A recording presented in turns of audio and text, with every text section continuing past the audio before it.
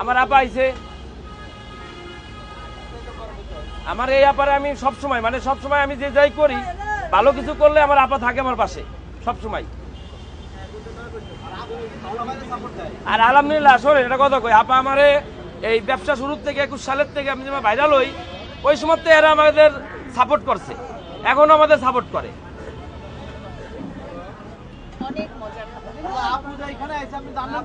আচ্ছা আপু, এখন তো মেলা দিন পরে আজকে আসছেন, তা খাবার কেমন লাগছে?